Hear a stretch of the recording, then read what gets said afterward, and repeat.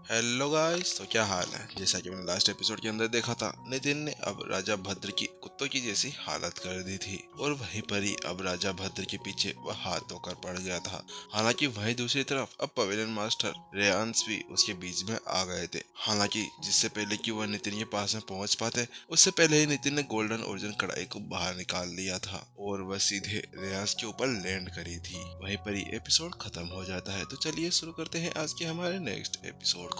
Master master कौन था वो जो आपको यहाँ पर नुकसान पहुंचाने की सोच रहा था?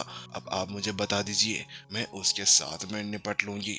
गोल्डन ओरिजिन कढ़ाई वहाँ पर आते ही अपना मुंह बकबक करने लगती है। ए कौन है जो मेरे मास्टर को यहाँ पर चोट पहुंचाने की कोशिश कर रहा है तो किसी में हिम्मत तो आ जाओ, अब मैं उसे राख करके रख दूंगी। लेकिन वहीं दूसरी तरफ उसकी ऐसी बातें सुनने के बाद में नितिन ने तो अपना सर ही पकड़ लिया। नितिन जब स्पिरिट अवेकनर गिल्ड से वह सभी मंत्र मुक्त करने वाली चीजें सीख कर आ गया था, तो उसके बाद में जब उसने कॉम्बैट मास्टर हॉल के अंदर 3 दिन बिताए थे, तो उसके अंदर उसको थोड़ा बहुत समय मिल गया था।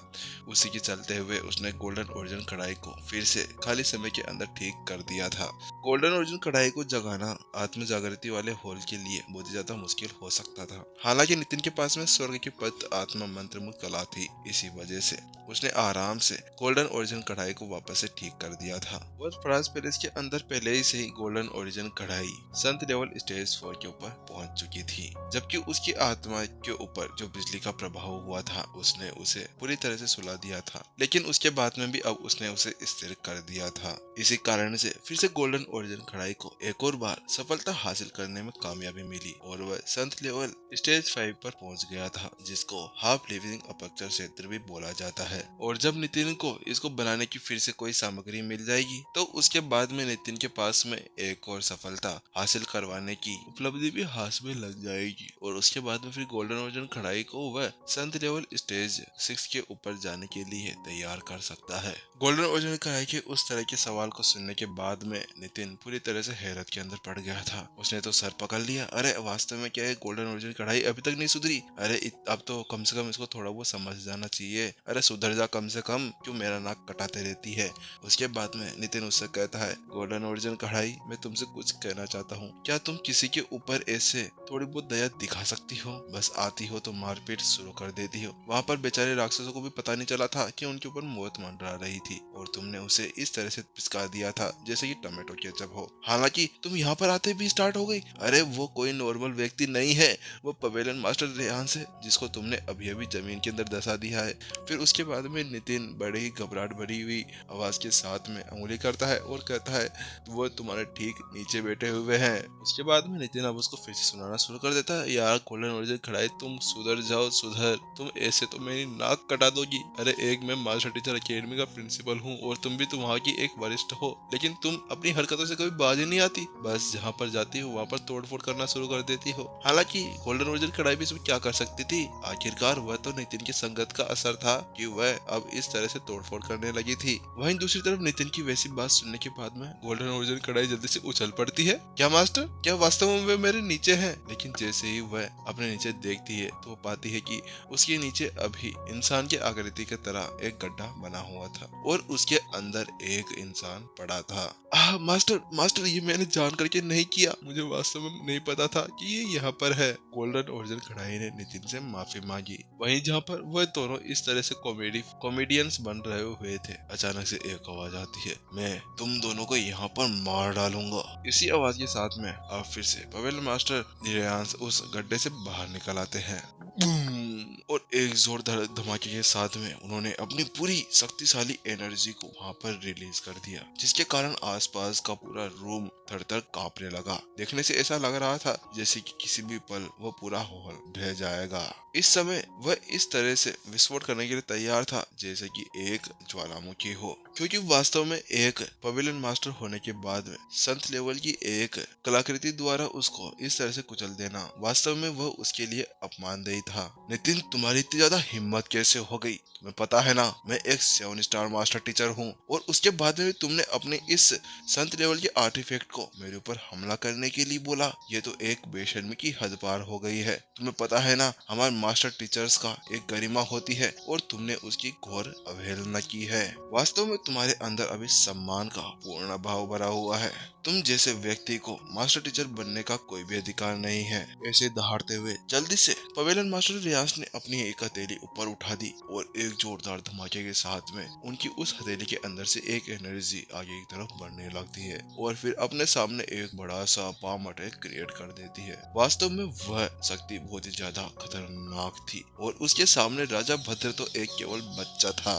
बूम बूम बूम, और ऐसे ही करते हुए वह पाम अटैक अब सोनिक वेव्स को कंट्रोल करने लगा था, क्योंकि उसके अंदर इतनी ज्यादा एनर्जी भरी हुई थी। जिस गति से वह आगे बढ़ रहा था, वहाँ के हवा के जितने भी प्रेशर था वह अभी वहाँ पर तीव्रता से इधर उधर होने लगा था। हालांकि जिससे पहले कि वह उसके पास से पहुंच पाता, उससे पहले ही एक आवाज आती है, मैं तुम्हारा यहाँ पर प्रतिद्वंदी हूँ, तो तुम कैसे पहले मेरे मास्टर के ऊपर हमला कर सकते हो? पहले तुम्हें उनको चोट पहुंचाने से पहले मुझसे निपटना होगा।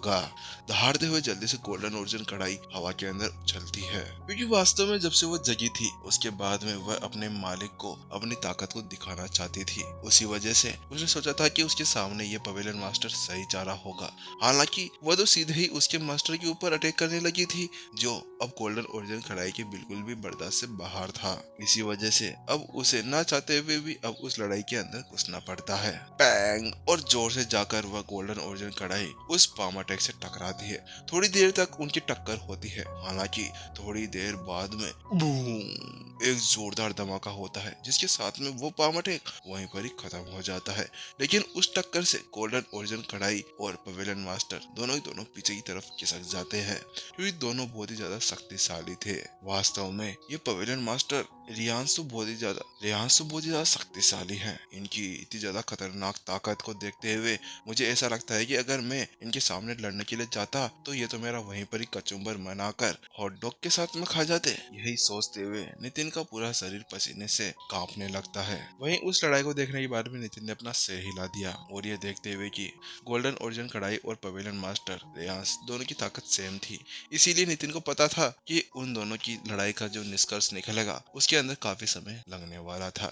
इसलिए नितिन ने उस निर्णय को उनके ऊपर ही छोड़ दिया, और उसके बाद में उनसे नजर हटाते हुए वह अब राजा भद्र की तरफ पलट जाता है। चलो भाई, अब तुम्हारी बारी है, और नितिन अपनी अंगुलियां चटकाते हुए आगे की तरफ बढ़ने लगता है। वहीं दूसरी तरफ उसको अपनी ओर आते हुए देखकर पवेलियन राजा भद्र के मुंह के अंदर से कोई भी शब्द बाहर नहीं निकल रहे थे। तुम मेरे से दूर रहो, यहाँ पर अभी पवेलियन मास्टर रियांश है। अगर तुमने मुझे यहाँ पर चोट पहुंचाने की कोशिश की, तो वह तुम्हें यहाँ पर बिल्कुल भी नहीं छोड़ेंगे।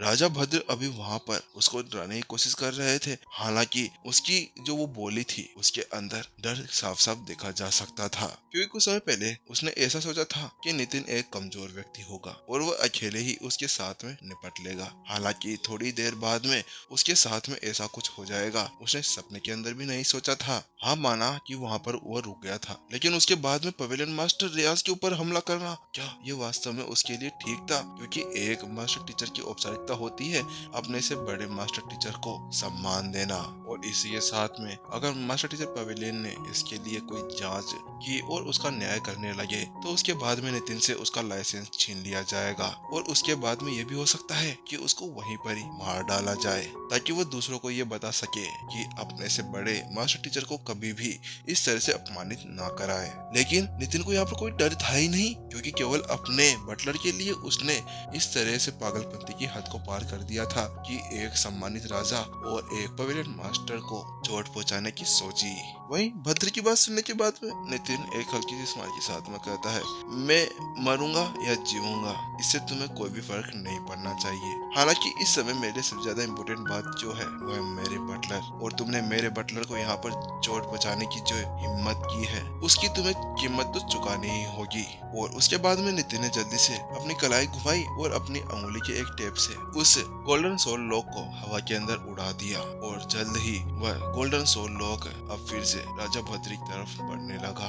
शिक, और एक ही पल के अंदर अब वह गोल्डन सोल लॉक सीधे राजा भद्र के शरीर के अंदर घुस जाता है। गोल्डन सोल लॉक एक ऐसा हथियार था जिसके साथ में किसी की भी साधना और शक्ति को सील किया जा सकता था। और जैसे ही वह सोल लॉक उसके अंदर घुसा था, अचानक से जो उसके अंदर की साधना और उसका ऑरा था वह कमजोर होने लगा। और ऐसी वस्तु को अपने शरीर के अंदर घुसते हुए महसूस कर उसके पूरे शरीर के अंदर अब जोरदार दर्द होने लगा था। उसको अब वह बर्दाश्त से बाहर हो गया था। उसको ऐसा लग रहा था जैसे कि वह इस दर्द से पूरी तरह से पागल हो जाएगा। उसके बाद में अपना काम पूरा कंप्लीट करने के बाद में नितिन जल्दी से बटलर को बोलता है, मोहन ठीक है, मैंने यहाँ पर मेरा काम कर दिया है, अब तुम जाकर अपना बदला ले सकते हो। वास्तव में उसके दिल के अंदर मोहन के लिए भी उतनी ही ज्यादा महत्वपूर्ण और जगह थी जिसकी जैसे कि उसके डाइट स्टूडेंट्स के लिए थी। और उसी के साथ में ये देखते हुए कि कैसे उसके बटलर मोहन को उन्होंने वहाँ पर अगवा कर लिया था और उसके बाद में उसको इतनी बुरी तरह से घायल कर दिया था, तो उसके साथ में उन्होंने पहले से ही अपनी निचली रेखा को पार कर दिया था। हालांकि वो तो उसके ऊपर खैर मनाई जा रही थी कि नितिन ने उसे वहाँ पर मौके पर ही नहीं मार दिया था। वही नितिन की बात सुनकर जल्दी से मोहन के आंखों के अंदर तो सितारे चमचमाने लगे। ऐसा लग रहा था जैसे कि जो आसमान के सितारे होते हैं वह अभी उसके आंखों के अंदर भरे हुए हो।